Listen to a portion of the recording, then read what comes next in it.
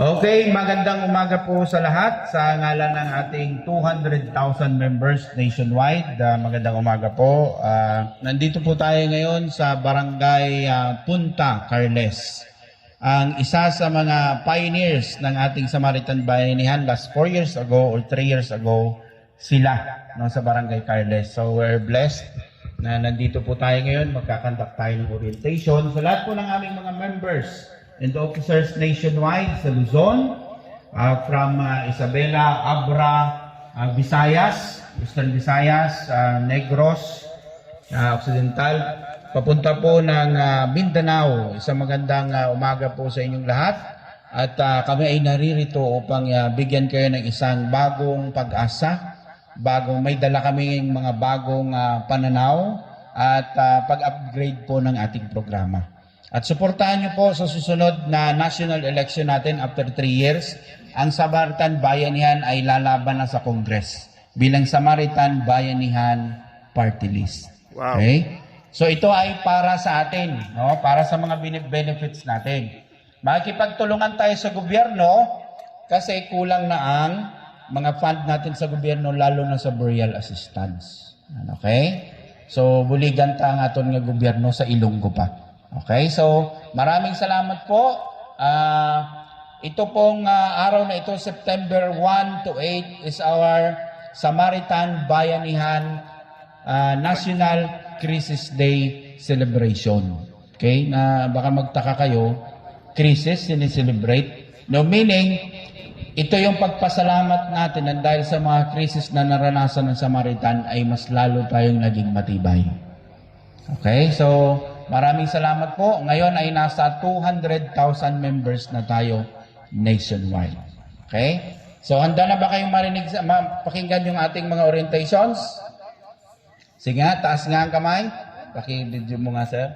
Okay, sila po yung mga unang miyembro ng ating Samaritan Bayanihan. At nandito po ang head office staff. Ipapakilala ko sa inyo. Nationwide na movement natin, no?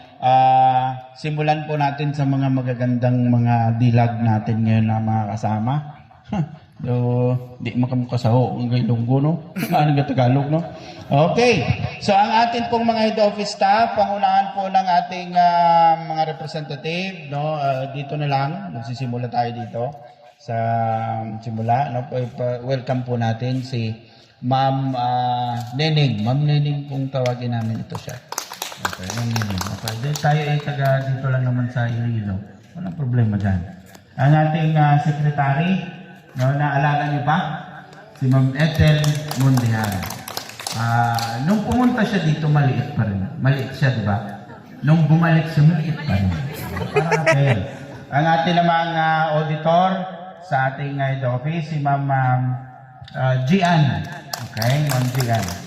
Ang ating in charge sa ating microfinance someday, kung utang kayo sa Samaritan Bayanihan, si Sir Abel Rendon. Pero wag muna ngayon dahil hindi pa tayo nakakuha ng ating registration bilang isang cooperative. So darating pa ang Samaritan Bayanihan Community Development Cooperative. Okay, so madami tayong project. Ang ating representative from Sicogon Island. Okay, si Ma'am Howdar. Okay? Yung, ano yung ating, kung gusto nyo Sikugon. martial arts, ang mga senior citizen, dapat marunong kayo ng martial arts. Kasi medyo may edad na, dapat praktisado kayo. Silang Rodelin. Kaya ang in-charge natin sa head office, ang bago natin nakasama, wala pa ito nung nabuo dito, si Ma'am Mercy. From Kabilaw, Pikinong. Okay, Kabilaw. Ang ating treasurer, in charge sa ating mga releases na yung mga withdrawals at lahat, si Sir James Lagena. At ating encoder, nag-i-encode ang lahat yun ng savings, si Ma'am Madonna de los Reyes, taga-Carlos Gildi, ang ibang dali. Ang Area manager. Pinakagwapo na in charge sa media production natin. Friend nyo sa Facebook, ha? Add nyo ko. Add nyo. Sam Antonio. Okay, siyang in charge sa atin na multimedia presentation. Okay, so maraming salamat po. Pansamantala namin puputulin ang aming pagpapakilala at presentation sapagkat ito po ay Ilonggo na version. So hindi nyo po ito maintindihan. Luzon, Visayas, Mindanao, patuloy po tayo sa Maritime Bayanihan, ang sandigan ng bayan.